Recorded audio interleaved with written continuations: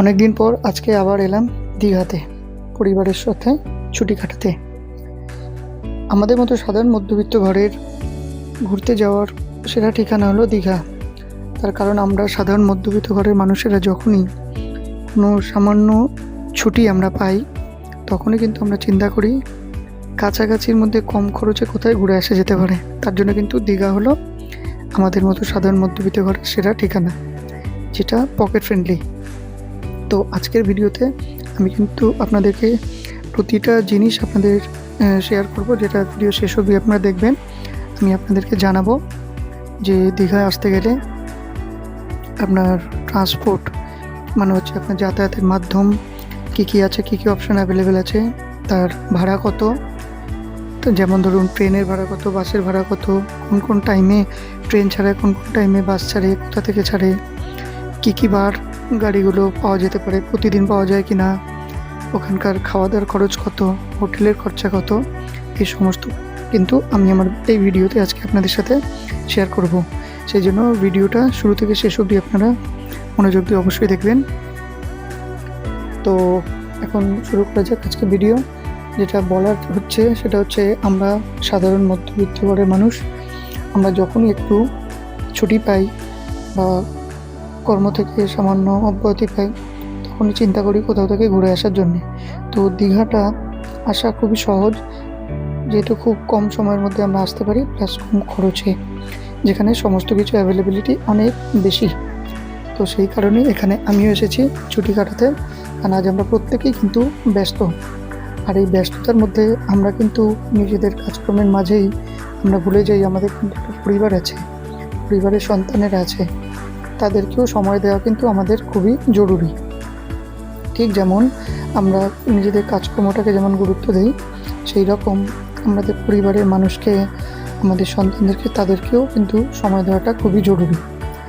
কারণ এই সন্তানেরা এরা বিভিন্ন পড়াশোনার মধ্যে, স্কুল কলেজ এই সময়ের মধ্যে এত ব্যস্ত থাকে যে তাদেরও যেমন ফ্রি সময় থাকে না, ঠিক তাদের জন্যে তাকে দেখাশোনা করার বাড়ির যে অভিভাবক থাকেন তারাও কিন্তু একইভাবে ব্যস্ত থাকেন। আমরা যারা বিভিন্ন কাজকর্মের মধ্যে যুক্ত থাকি তারা তো কম বেশি বাইরে ঘোরাফেরা করতে পারি, এরা কিন্তু একেবারেই পারে না। সেই জন্য এটা কিন্তু আমাদেরও কর্তব্যের মধ্যে পড়ে। টাকা পয়সা উপার্জন করাও যেমন জরুরি, তেমনি পরিবারকে সময় দেওয়াটাও আমাদের খুবই জরুরি। পরিবারের মানুষজনকেও সময়টা দেওয়া খুবই জরুরি। তাদেরও রিল্যাক্সেশন চাই, তাদেরও স্বাধীনতা চাই, সেই কথা ভুললে কিন্তু চলবে না। কারণ এখনকার এই স্বার্থপরতার যুগে আপনি কিন্তু দরকার ছাড়া কাউকেই কাছে পাবেন না। শুধুমাত্র আপনার এই আপনজন পরিবারের মানুষগুলো যারা আপনার কাছের মানুষ, সেই জন্য তাদের সাথে কিন্তু সময় কাটাতে ভুলবেন না। তাদের সাথে আনন্দে যে দিন কাটান, যখন যেখানে সম্ভব বেরিয়ে পড়ুন। কারণ এই অর্থ উপার্জনের পেছনে দৌড়াতে দৌড়াতে একটা সময় হয়তো এমন আসবে যেখানে আপনার অর্থের হয়তো কোনো অভাব থাকবে না, কিন্তু সেই সময় হয়তো আপনার আপনজনগুলো নাও থাকতে পারে। সেই সময় কিন্তু আফসোস করা ছাড়া আর কিছুই থাকবে না। সেই জন্যে যখনই যেটুকু সময় পাবেন পরিবারের সঙ্গে বেরিয়ে পড়ুন, সময় কাটান। ঠিক যেমন আমি আমার সন্তানের সাথে টাইম কাটাচ্ছি, আর আমার ছেলে ও কিন্তু সমুদ্র খুবই পছন্দ করে, সেই কারণেই কিন্তু বিশেষ করে দীঘাতে আসা। তো ওর এই আবদার মেটানোর জন্যে কিন্তু মেনলি আজ আমরা এখানে ঘুরতে এসেছি। এখন সবথেকে গুরুত্বপূর্ণ ইনফরমেশন, যেটা ভিডিও শুরুতেই আমি আপনাদেরকে শেয়ার করেছিলাম, যেটা আমি বলেছিলাম যে বাজেট।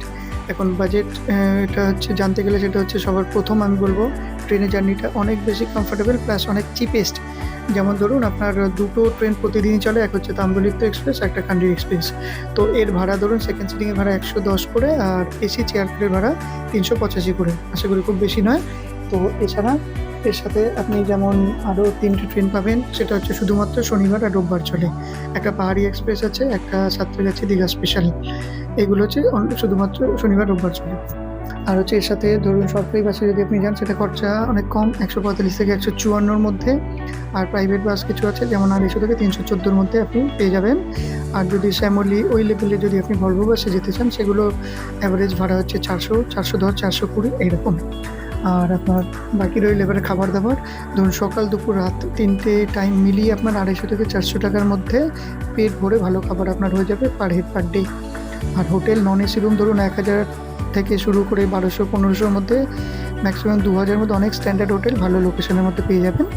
এসি রুম নিতে গেলে আপনাকে 1500, 2000, 2500, ম্যাক্সিমাম 3.5 থেকে 3.5-এর মধ্যে আপনি অনেক ভালো হোটেল কিন্তু পেয়ে যাবেন। কিন্তু এটা মাথায় রাখতে হবে, পিক সিজনে অ্যামাউন্টটা ডিফার করবে।